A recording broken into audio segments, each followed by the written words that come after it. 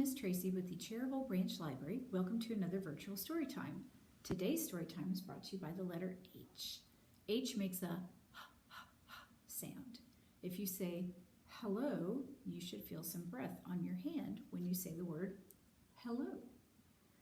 I have one of our jigsaw puzzles for you. The first word I have is a form of transportation by air. Not an airplane, but something that sits flat and takes off straight up. Do you know what I'm thinking of? Did you say helicopter? If you did, you're correct. There's our helicopter. The next word is the person who saves the day. It could be a super this. It could be an everyday. Sometimes they wear a cape.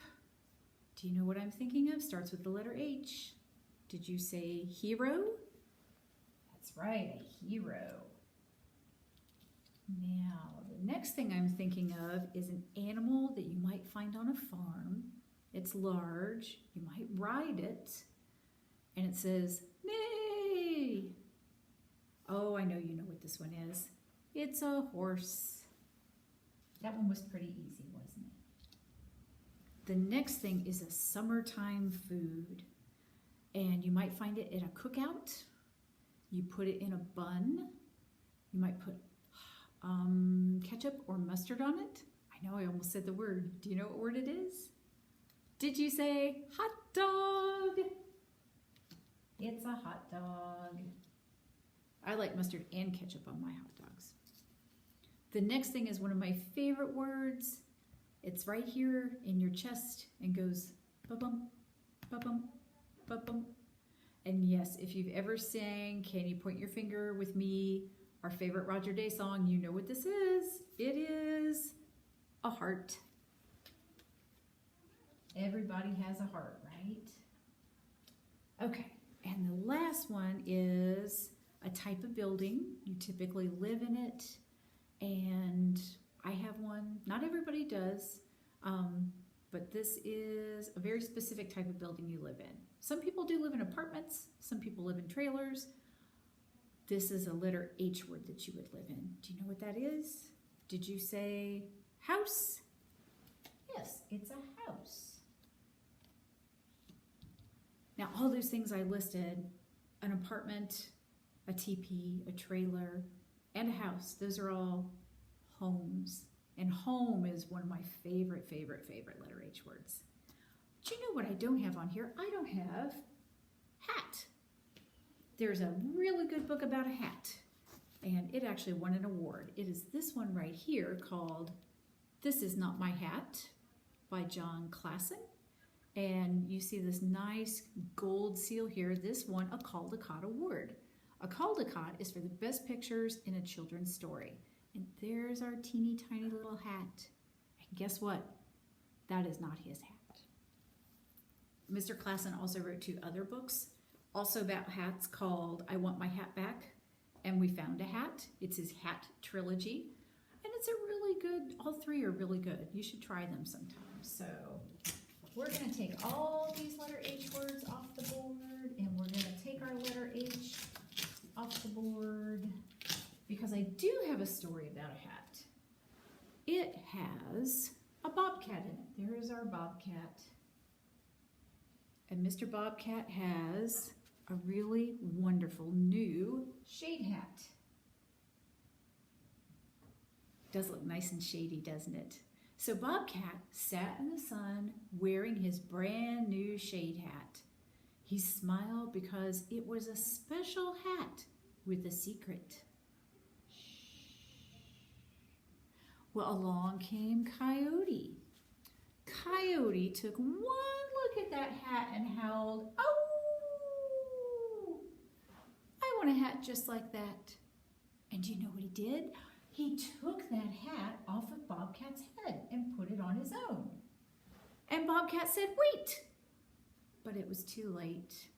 And Coyote howled again, "Ow!" Well, along came Snake. Ooh, there he is with his red tongue. And Snake took one look at that hat and he said, "So I would like a hat just like that. And you got it. He took that hat off of Coyote's head and put it on his own. And Bobcat said, wait! But it was too late. Can you imagine? He just took that hat. He's not a very nice snake, is he? Well, along came Toad. Make sure Toad's foot is... Toad has kind of a wonky foot there. And Toad said, ribbit, ribbit. Oh, I want a hat just like that. Yep, he took that hat right off the snake's head and put it on his own. And Bobcat said, wait. But it was too late. Toad said, ribbit, ribbit. Imagine that. He just grabbed that hat. Well, finally, along came Owl. Owls are very wise, right? You don't think they would do anything wrong. But Owl said, hoo, hoo. Oh, what a beautiful hat. I believe I would like a hat just like that. I know. He took it and put it on his head. And he did not ask again. Very rude. Bobcat said, wait. But it was much too late. Owl said, hoo, hoo. And then all of a sudden, all the animals heard bzzz, bzzz, bzzz.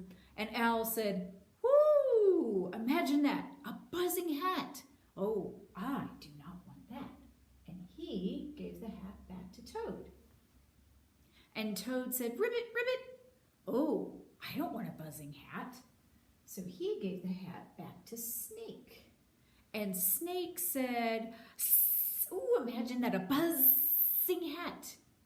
I do not want that. And he gave the hat back to Coyote.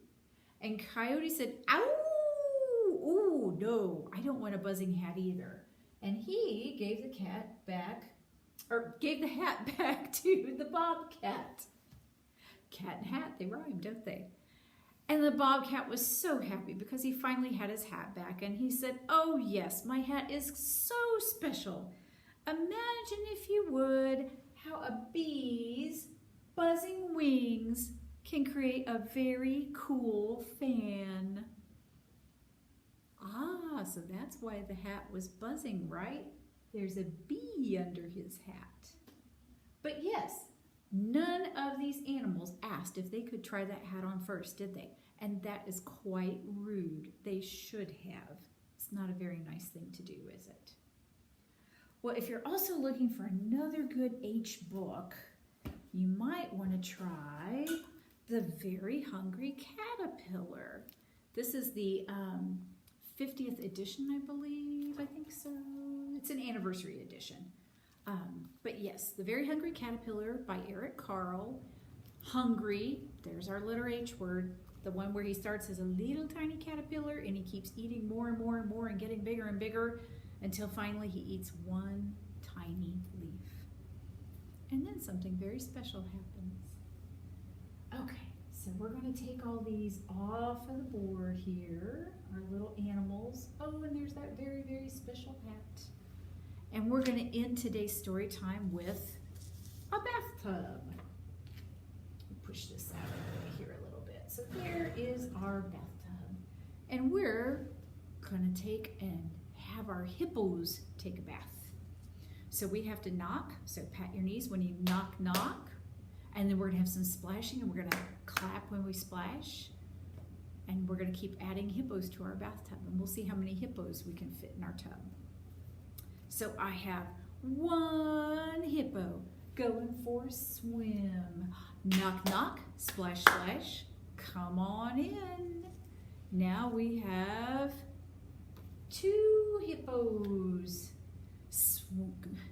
Two hippos in the tub going for a swim.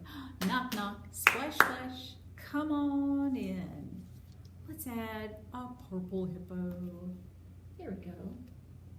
Three hippos in the tub going for a swim. Knock, knock, splash, splash. Come on in. We'll add another very light purple. Here we go. Now there's four hippos, right? Four hippos swimming in the tub. Knock, knock, splash, splash. Come on in. last but not least, we have a green one, right? 5 hippos in a tub going for a swim. Knock, knock, splash, splash. Oh no, they all fell in. Yeah, we don't have any room for any more hippos in our bathtub, do we? And that is the end of our letter H story time. I hope you enjoyed this week. We will see you again next week. Bye-bye.